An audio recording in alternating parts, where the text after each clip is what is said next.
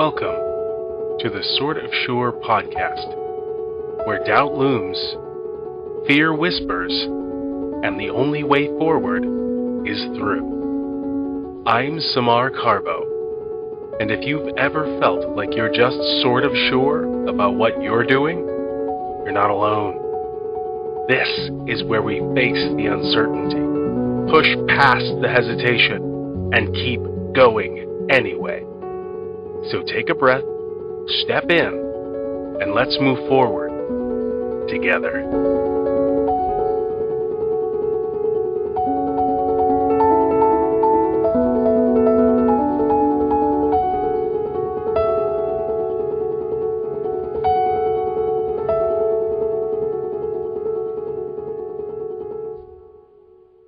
Hello and welcome to the Sort of Sure podcast. As you may have caught in the beginning, my name is Samar Carbo, and I am so excited to bring you this conversation with Kristen O'Connor from the Birdie XO podcast. She's going to talk to us about some awesome things in her history, as well as give us some advice for the future. But before we get there, if you have a story of imposter syndrome or self-doubt that you want to share, shoot me an email at sortofsurepod@gmail.com. Let's have a listen.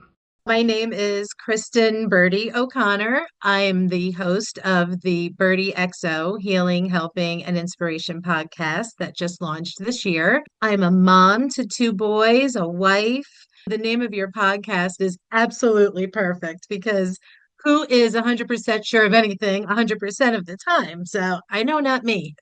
I was actually talking with someone today kind of about that, my podcast being the Sort of Sure and trying to teach people that really no one was created in a lab and we all have these struggles, being something that I needed many years ago, and I just had to kind of figure that out on my own.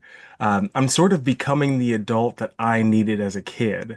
Is that something that you're feeling in your podcast as well? 100%. So, I just wrapped up season 1, and a lot of what I, brought on, the guests that I brought on, were subjects that I went through in my life. I went through it alone. I've always been somebody that always had to figure it out alone. I can figure out anything. I'm a Gen Xer. I can figure out anything, apparently. But I hated the idea that there was people out there struggling that couldn't figure it out, didn't know where to go. So yeah, that's kind of, how it all started for me and how I kind of came up with the topics of what I wanted to put out there and discuss. I've always been a helper, so I think just wanting to help is just kind of my nature. I didn't know how that was going to translate from childhood to adulthood. I could never figure out what I wanted to do, what I wanted to be. Actually, that's not true. I wanted to be an investigative journalist, right? I wanted to get the truth and put it out there and really uncover the things that nobody was talking about. And I was told as a young girl, they're a dime a dozen, which they weren't. I mean, this is in the 80s, the early 80s. They were not a dime a dozen. So the advice was be a secretary, make a good living, have benefits and all that. And so of course, I followed that advice and I was a secretary for a lot of years and I was miserable. Corporate life just did not make me happy. I ended up getting sick and that took me out of the workforce. And I was like, now what? Now what am I going to do? Because I can't return to the workforce I have Crohn's disease and I talk about that a lot on my show. And it affected my eyes. So I can't sit at a computer for 10 hours a day like I had been doing. So, well, now what? And it just kind of came to me that I was going through all of these things and I can't be the only one, right? So all of this can't be for nothing. I have to maybe help other people. And so it just kind of manifested that way. So as you were kind of going through that journey, was it a one-to-one? I'm getting this confidence off of you, so it's possible, and that's totally okay. Would you say it was a sort of like if people need it, so I need to do it? Or was there a period where you knew you needed to get there, but you didn't know how to be that person for people? I think the first part of that, I needed people to hear. I needed to be there to help the people direct them, guide them, and be the voice that some people don't have. Because I have the confidence and I will speak my mind. Yeah, good. The confidence to say maybe I shouldn't speak my mind, sometimes not so much, but I can be the mouthpiece for the people that are afraid to do that. That's lovely. I think it's so beautiful though because we have to have those people in life. Somebody has to speak up. I know. I always tell my wife I know somebody has to tell the server that I didn't get my fries, and it's not going to be me. So Oh, I that's funny. absolutely see that. And while we're on, the topic of families and all that, do you think that kind of played into your role in your family? Growing up into that your role in the world? Well, my sister was more of the quiet type. She didn't like to rock the boat. I was always rocking the boat. I think my parents, by the time I came around, they were just like, whatever, you know. Um, my father always called me a free spirit. So I guess I've had this personality and spirit that was hard to contain, and it just went wherever the day took me, and I was happy to live life that way for a really long time. And then you grow up and you go, oh, that really doesn't fly so much anymore. I have to adult now. And Yeah, then trying to figure out how do you adult when you're just so used to taking the day as it comes, right? that's so good. So your sort of internal voice was to say to yourself, "Hey, I have to be an adult with other people." And so let me just dial it back a touch. Where would you say that comes out in your life? The trying to adult, but really not adulting well. In the corporate world, they were not ready for me. They were not, you had very serious people. They were, there to do their job. I worked with a lot of intellect, which I'm not. I'm not an intellect. I'm smart enough, but I was not that brainiac that I was surrounded by.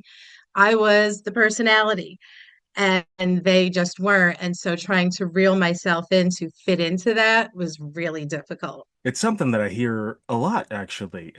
When people say I'm not that intellect or that kind of thing, who would you say is? Who fits that bill for you? Oh, I mean, in my personal life or like well-known people. Let's go with both or either. Oh, well, I worked with scientists, right? Engineers. And so they are very introverted and they're lost in their head and they're thinkers and, they're brilliant. And so that you don't always see both. You don't always see that super smart, that genius type with a personality. That's I found to be rare.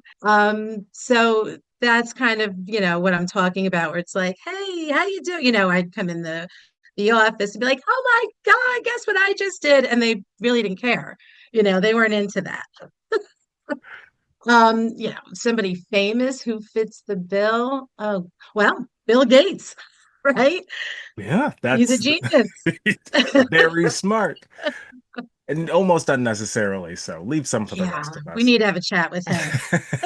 Right. So when would you say that comes into, and I'm thinking this situation might not be one of them, but when would you say that comes into imposter syndrome for you? Well, oddly enough, I think the big personality is the mask of that. So I think I feel that probably 90% of the time. You walk in and you just feel like, either they're not so boisterous as I am, and they are really not wanting to hear what I have to say because it's not in alignment with whatever they're saying. I mean, really, it's most situations for me. So I Yeah. think probably this all happened very young where I had to be loud and, here I am to fit into the room. Wow. So then what is the voice? Is it that one where you need to temper yourself or things like that? Or what's that internal conversation when you're masking with your boisterousness? The internal conversation is, oh my God. It's just like, what are they thinking about me? And so, what I've learned is to not put myself in those rooms where I have to wonder. Find my people that are going to accept me, whether I'm loud, whether I'm deciding to be quiet that day, and either version of me is okay. And I'm not wondering if I'm fitting in. And so that's really been the biggest lesson that I've learned going into adulthood is don't sit at the tables where you are having that internal dialogue of self-doubt. Oh, that's so beautiful. And would you say that's kind of what brought you to the place where you are now, where you're feeling a little bit more confident? Is it your tribe specifically, or have you put other habits in place, or is it both? Oh, yeah, it's a little bit of all of that. I had started Mhm. therapy. I lost my parents. My mother will be gone 4 years. My father will be gone 6 years. They Mm. passed 2 years apart. So sorry to So hear at that. that time, I had started going to therapy and just trying to, I thought it was going to be grief therapy. It ended up not. And the onion peeled back, and I realized I had all these fears. I was living in constant fear. And everything, all of my behaviors, my choices, were all under the shroud of fear. And so part of doing this was to face those fears. Like I'm very extroverted with people I know, but I feel very socially awkward trying to have a conversation with people I don't know. So it was almost like a test to myself to say, can I do this? Like I'm interested in people, but I don't really know how to talk to them. And so that was part of this going, I can do this, and I'm going to force myself out of my comfort zone, and I'm going to do this. And I'm doing it. It worked. Yeah. Well, that's an amazing thing. And I think people really don't understand when they look at someone like you who has gotten to this position. You've finished your first season of the podcast. It is successful. You have these amazing conversations that are so fun to listen to. Thank you. And absolutely. And they say she was born that way because you have to be a superhero, right? So that they don't have to step outside of their comfort zone. Was there ever a time when you were in that position? Do you have to step out of my comfort zone? Yeah, where you had sort of an inflection point where either you had to step out of your comfort zone or you had to start being very, very small. Gosh, yeah, many times throughout life in any situation, but most recently interviewing my first guest for my podcast, it was somebody I didn't know. Actually, it wasn't my first guest, it was my second guest. I brought in my girlfriends for the first podcast just to kind of get used to it and have an easy conversation. But the Really second smart. guest, right? Trying to figure it out because I didn't know how to work the technology and all the things. But then on the second guest, it was somebody I didn't know. It was a topic about caregiving. And she was an expert. She had been in the field 20, 25 years, really smart, very smart. And I'm thinking, how am I going to have a conversation with her? And luckily, I just pulled from my own experience. I had cared for my parents, cared for grandparents. So it was a topic that was relatively safe because I had the personal experience to have the conversation. And so that's really how my podcast kind of, I found the courage to do it and speak to people that I didn't know because it was based off of life experiences that I had. So it was easy conversation. Wow. And that's kind of the thing. And I think a lot of people are afraid of that. It's not the first episode. It was my first episode was me droning on about things for 7 minutes. You know, then I paraded a bunch of people I already knew as well. Right. But then that's the part where you have to start saying, I don't know an infinite amount of people. What do I do now? And Right. and Right. that's the fear. And it's so much like this that Marianne Williamson poem that she has in, oh, I forget the book, but she's pretty famous. Some people can look Yep. that up. Yep. Our No, deepest Marianne. fear. Well, not Yeah, personally, but right. love to. But Yeah. But it's our deepest fear is not that we're inadequate. It's that we're powerful beyond measure. And so oh much it's wow. that intertwining with the Spider-Man quote of how much Right. responsibility this great power comes with. Right. And we Right. we don't want to take that on. And I think you're somebody who doesn't shy away from responsibility. No, that doesn't Is that scare right? me. Yeah. And so when you have that sort of barrier between you and someone you didn't know, what was the hesitation? It was actually because I was so socially awkward. I would get to a point where my mind would go blank. It would be like they would be talking. I wouldn't exactly hear what people were saying. It's like wah, wah, wah, from the Yeah. peanuts. Uh-huh. And so to have that back and forth and have a coherent thought, I thought, oh my God, how am I going to have this back and forth when I know I'm going to almost black out in the middle of conversation? Yeah. So it was really, I had to push through that and stay really present. If you were to have somebody in front of you who was at the very beginning of their career, either corporate or what have you, anything that you've reached a high level in. But they are mired in imposter syndrome and self-doubt is keeping them back. What advice would you have for them? I would give them the advice I was given when I was 16 years old and working in a deli and working a register I didn't know how to work. And I clearly had the look on my face that I did not know what I was doing. And the gentleman in front of me said, act like you own this joint. So I thought, okay. And that actually did help where it was like, yeah, I own this joint. I screw this up, whatever.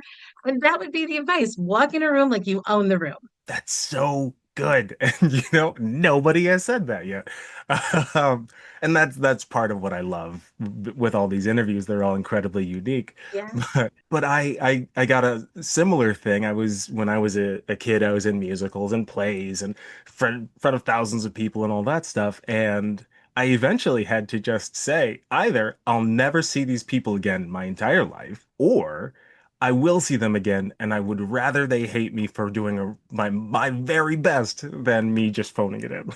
Yeah, that's right. That's right. I mean, it's crazy when you think, I mean, we get lost in the moment of fear, but then when we think back on it, we go, oh my God, we let somebody else's opinion of me, what I think they're going to think, change how I handled this situation, what I wanted, something that would bring me joy, like being in a play and whatever it is. If I'm afraid of what I think they're going to think, I'm going to miss out on so much, right? Yeah, right. And we're all in that position at one point or another. But Yes. I think there's a specific thing about these, type A people who know where they want to go in life and don't want to mess it up. Yeah. Well, And so, don't let, and when I was in my corporate job, they did this workshop with us and we took the personality test. hmm, I came back type A. Had no idea really what I wanted to do with life. I'm like, okay, well, while I'm here, yes, I want it exactly like this. yeah. Beyond that, no, I didn't know. Right, and they put us in these boxes, of course, because of the personality type. Because I come Yeah, back type A as well, and people who know me would never think that. What, Samar? He just leaves the house and doesn't know what he's gonna do with his day. But of course, I plan it as I go, and once I know, I know. that's right. Well, you know the goal, right? You Yeah, kind of have a goal in mind, how you're going to get there. Well, that's a whatever, right? right. Was there anything that we haven't talked about on the podcast that you would like to get out?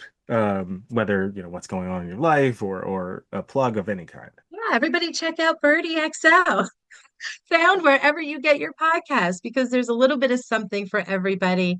And I had told you when we spoke, I love the name of your podcast because none of us are always sure.